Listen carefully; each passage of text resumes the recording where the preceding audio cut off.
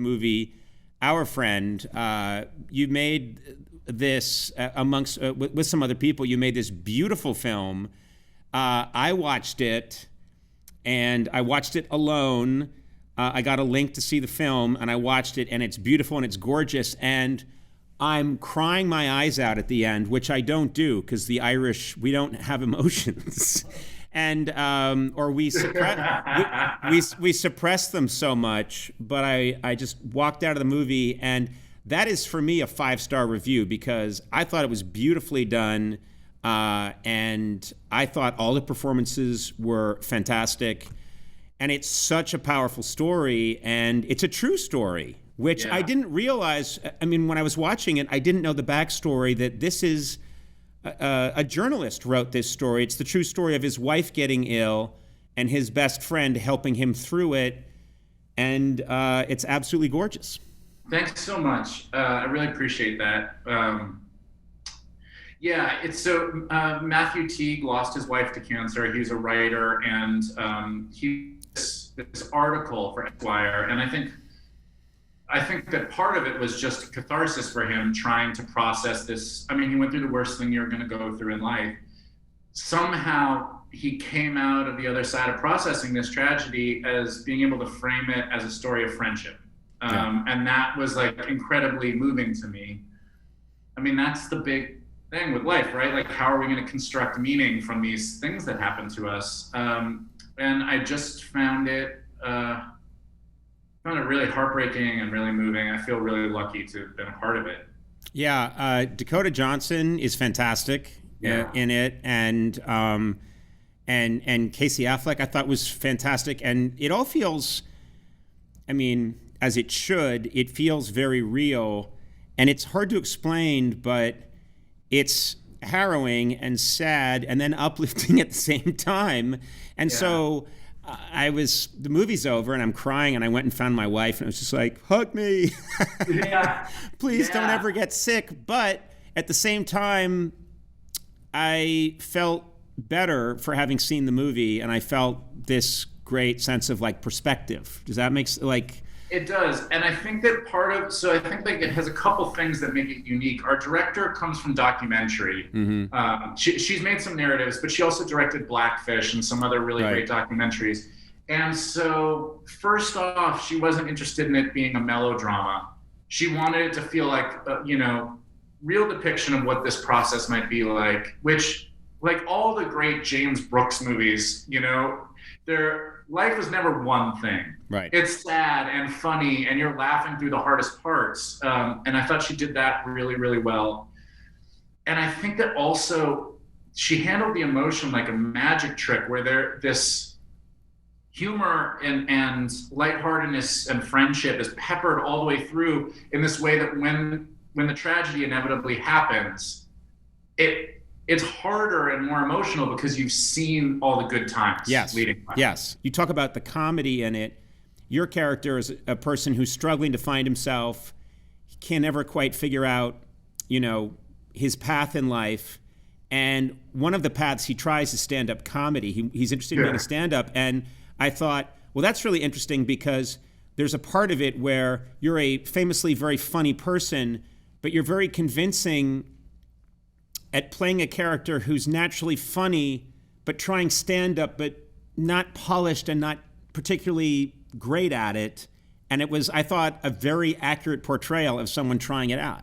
Thank you. It was the most terrifying part of doing the movie. Honest to God. Really? Like, I was not afraid at all of doing the drama because I was surrounded by great actors, and I felt like if I let them take the lead and just try to be honest on camera, I'll be okay. I kind of know how to do that at this point. I've never tried stand-up.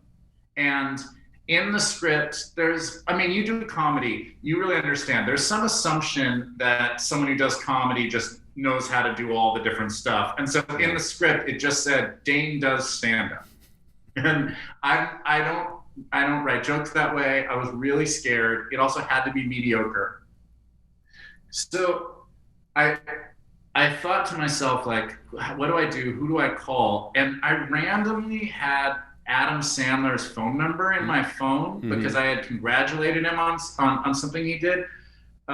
he's made such a great turn into drama. And I thought, oh, you know what? He's someone who would understand, like, I'm trying to do this drama.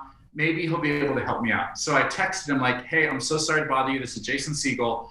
I'm doing a movie where I have to do stand-up. Do you have any jokes that you might be able to give me? I didn't even know if that was an appropriate question. Right. And he was like, I don't offhand, but I have a friend who can send you some jokes. It's my pleasure. And I was like, oh my God, thank God. And then later that night, the jokes arrived, and they were so dirty. They were like the dirtiest jokes I had ever read in my life. Like, I was embarrassed reading them. And I hadn't contextualized enough that this was a cancer drama. Yeah. You didn't say, by the way, it's a cancer drama. I'm not doing a roast. It's not a roast of Sarah Silverman. I like shut my computer at one point. Yeah, if you now that thinking about the movie, if your character had gotten up there and done that stand up in that context, it would have just ruined the film completely. It would have been horrible. Yeah. Well, Adam Sandler needs to pay for what he did. You know what? It was the kindest thing in the world that he thought to try to send me those jokes. I'll find another context someday. I don't know. We have a clip here from our friend. I actually don't know which clip this is. Do you? Yes, I believe that this is a clip where the family finally is just completely overwhelmed, and they're at each other's throats, and things are really falling apart at home. So I demand that Casey Affleck's character Matt Teague come with me on a hike, because that's how I process my grief. And so this is us together. Yeah, I know this scene well. Let's take a look at this clip from our friend. You see that also, yeah? Yes, I see them.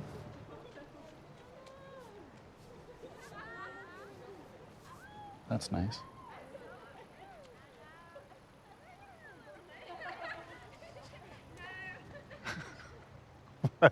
What's funny to you? You just did your hair. No, I did not. You just did your hair. No, I didn't. It was windy earlier.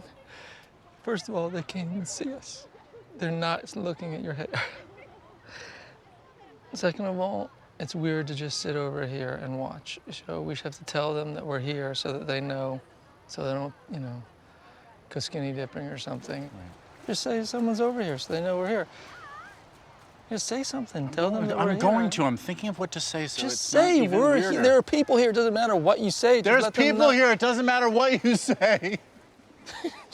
To this day, at my age, happily married, if I out of the corner of my eye see attractive women who aren't even going to see me, I slightly try and adjust my hair. Yes. It's funny that you say at your age, because I'm now reaching the point where people who I feel are my contemporaries are calling me sir or Mr. Segel, and I hate it. Oh, I know. It's awful. It's awful. I don't know what happened, but wait till I think I've got some years on you and then some, and I think of myself as this young, goofy guy, and occasionally someone offers to help me across the street. That hasn't happened yet, but we know it's coming. Let me make sure I get the word out. Our Friend is out now in theaters and at home on demand, and it's the best movie I've seen in a while. I mean, in memory, I really loved it, and it's got everything. It's got everything, and very powerful. And your performance, all the performances were great, but I'm really happy for you. I'm a huge fan of yours, and so I knew nothing about this movie when I saw it. I just knew that you were in it and that you'd be coming on the show, and so I went in blank slate and was just blown away. So congratulations. Thanks, man. It just means the world to me. I appreciate that.